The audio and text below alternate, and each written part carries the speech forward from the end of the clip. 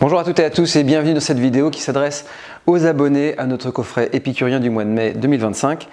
C'est avec un certain plaisir que nous retrouvons Jean-Baptiste Bonigal, ici, grand auteur de ce secteur ligérien, pour lequel nous avions eu un coup de cœur il y a quelques années. C'était les premiers millésimes qui commençaient pour moi un peu à cranter, 2019 si mes souvenirs sont bons, et pour lequel évidemment on a suivi avec attention la proposition de ce duo qui fait briller aujourd'hui les secteurs tourangeaux en dehors de Montlouis et Vouvray, puisque Touraine-Amboise est une appellation qu'on connaît peut-être un petit peu moins dans le giron des amateurs de la région. Alors il faut évidemment regarder cette propriété comme étant une évidence et surtout des rapports prix-plaisir merveilleux. Alors pour ceux qui n'ont pas suivi la genèse, c'est un domaine qui s'est créé au début de la décennie 2010 pour reprendre en fait un paysage viticole avec le panache, l'envie et surtout le savoir-faire, puisque les deux ont travaillé chez François Chidenne, grand vigneron de Montlouis, et donc Jean-Baptiste lui est donc le gendre de François Chidenne, et donc ça permet de créer des liens et donc d'imaginer un petit peu tout le savoir qui se transmet ici là entre cette icône qui est évidemment François Chidenne à Montlouis et bien sûr le travail perpétué au domaine. Viticulture d'élite, petit rendement, la culture de l'excellence, des choix d'élevage en demi-muit atelier Centre-France, des patines de bois qui sont très élégantes, mais surtout des terroirs qui sont signés, et donc le Claude Beauce en est un, mais il y a aussi le clocher qu'on avait adoré dans la gamme, et on avait également surtout aussi souligner l'audace du domaine qui parfois s'est amusé à faire des élevages très longs sur certaines de ses cuvées en faisant des petits tirages, ne serait-ce que pour la recherche et développement, et voilà. Et donc on avait mis dans un de vos coffrets également les autres tirages.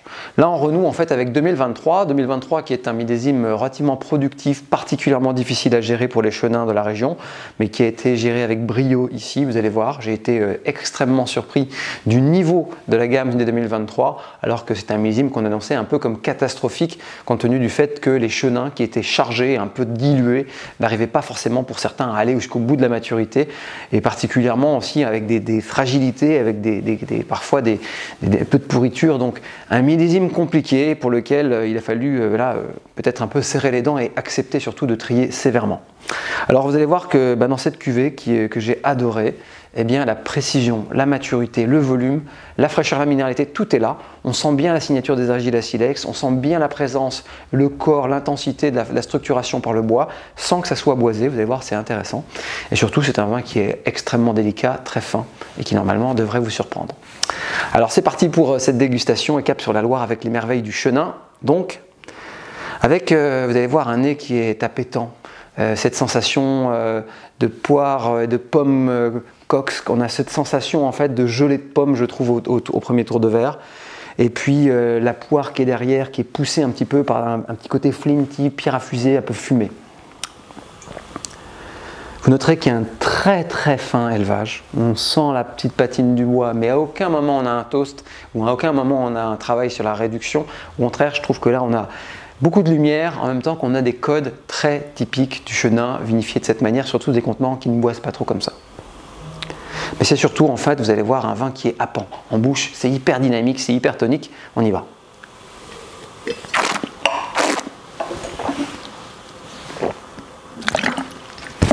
Je vous le promettais, dynamisme, un cœur de poire, beaucoup d'élan, des sensations sapides, du salin, du fumé, une rétro-olfaction un petit peu, qui rappelle un petit peu cette présence des silex.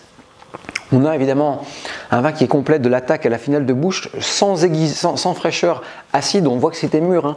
On a été jusqu'au bout de la maturité, mais sans aussi stigmate d'une année qui s'est emballée. Ce que j'aime bien, c'est que les chenins font ici 13 degrés pour ce Claude Beauce, donc pour moi c'est parfait.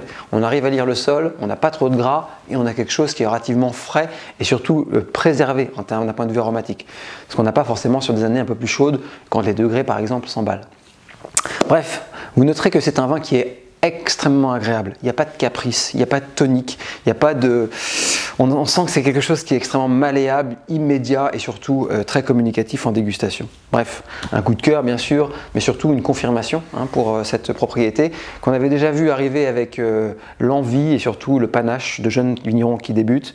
Là, je crois qu'on enfonce le clou. Je crois qu'ils approchent leur 10e vendange 9 ou 10e vendange avec le 2023 et on est assez convaincu évidemment que la suite sera aussi belle.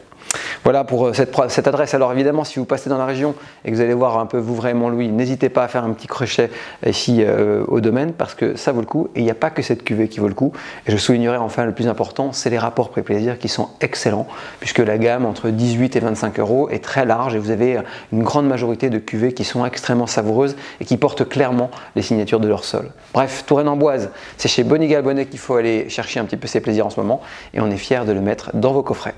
Sur ces mots, belle dégustation à toutes et à tous et à très vite pour la deuxième bouteille.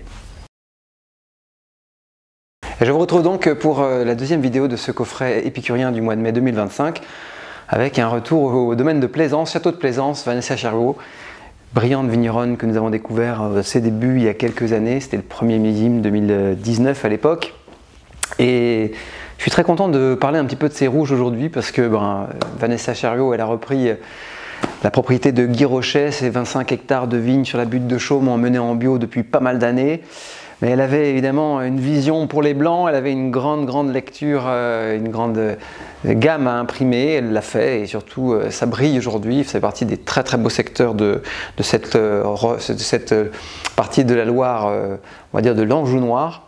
Mais les rouges n'avaient pas été encore jusque-là aussi convaincants et dans ce millésime un peu 2023 qui vient d'arriver sur le marché, je voulais un peu souligner ce virage, cette qualité nouvelle on va dire sur le domaine et cette vision un peu plus éclaircie, plus florale, plus fine des messages du Cabernet Sauvignon et du Cabernet Franc. Alors la propriété, je vous inviterai bien sûr à creuser parce qu'il faut goûter évidemment sa parcelle de son assemblage de roncerets sur un assemblage de différents lieux-dits de la butte de Chaume, mais surtout derrière il y a des parcellaires qui sont très intéressants, des cuvées, la grande pièce, et puis également Zerzy, ce fameux terroir qui va bientôt certainement être cadastré et reconnu, on va dire comme cru un petit peu de l'appellation. Et bien ça fait partie des cases à cocher dans la région en termes d'émotion minérale, d'intensité structurelle du minéral. Voilà pour la petite présentation de la gamme. Mais vous avez également des cuvées de rouge qui sont de plus en plus intéressantes et c'est de ça qu'on va parler aujourd'hui. Alors si je l'ai mis bien sûr dans ce coffret, c'est parce que je trouvais que ce rouge un peu décontracté, très fleuri, très floral, sied bien à la saison du mois de mai, au moment où en fait on a envie de sortir des tables de jardin, profiter un petit peu des températures, de ces rouges un peu de soif qu'on peut servir un peu plus abaissé, travailler un peu certains légumes, la betterave, des choses comme ça qui sont très agréables, y compris pour des plats froids.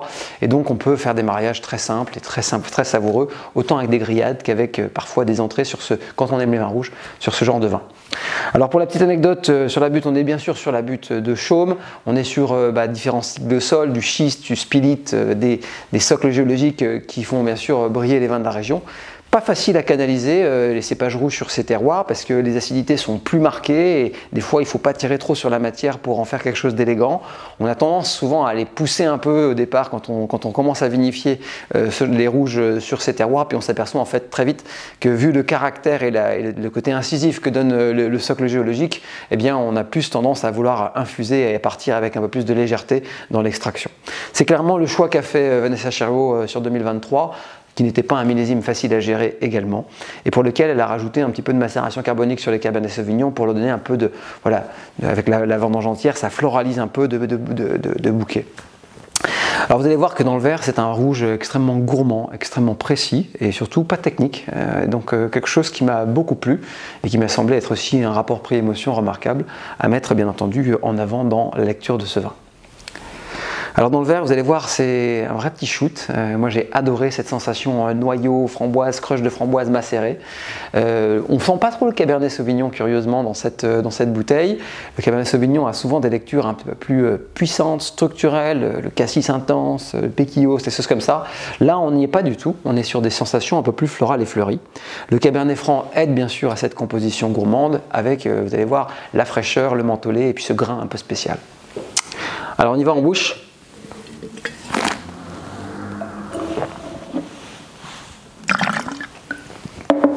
Pas de caprice. C'est vraiment ça que j'ai noté dans cette cuvée 2023. Des tanins extrêmement diplomates, peu d'extraction. On sent que sans être un vin fluet, on a de la gourmandise, on a de l'immédiateté et on a une polymérisation des tanins qui fait qu'on a de la suavité de A à Z. Le vin reste extrêmement salivant parce qu'on reste dans la Loire. L'équilibre est préservé, ça fait 12,5. J'ai envie de dire qu'on a gardé une forme d'identité ligérienne dans un millésime compliqué en étant mûr et frais à la fois. C'est ça qui était assez particulier sur ce millésime 2023. Et puis surtout, en fait, c'est un vin, moi, qui me donne du plaisir. J'ai envie de boire du vin pour le plaisir sensoriel qu'il donne tout de suite et surtout de ne pas trop me prendre la tête parce que, évidemment, ces genres de vins, c'est des vins de conversation, de plaisir immédiat et de réjouissance relativement simple.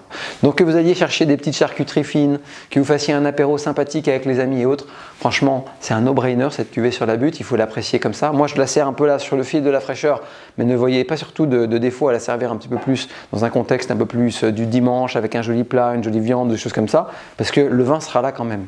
Mais voilà, regardez un petit peu le profil aromatique, très fleuri, très floral. Et ça vous mettra évidemment en phase avec le moment et surtout cette envie de décontraction et des rouges décontractés que moi personnellement en tout cas j'aime bien boire au mois de mai. Voilà donc Vanessa Cherot, vous connaissiez un petit peu son nom, le château de Plaisance et sa viticulture en bio également, mais ces rouges à ce niveau-là, ça n'existait pas jusqu'alors et bien sûr chez Chef d'œuvre on aime bien souligner un petit peu ce genre de trajectoire et les success stories qui s'installent au fur et à mesure que les années se déploient. Voilà pour la dégustation de cette bouteille, j'espère qu'elle vous a plu. Merci de votre fidélité à ces coffrets, j'espère vous surprendre tout autant le mois prochain avec les vins du coffret de juin.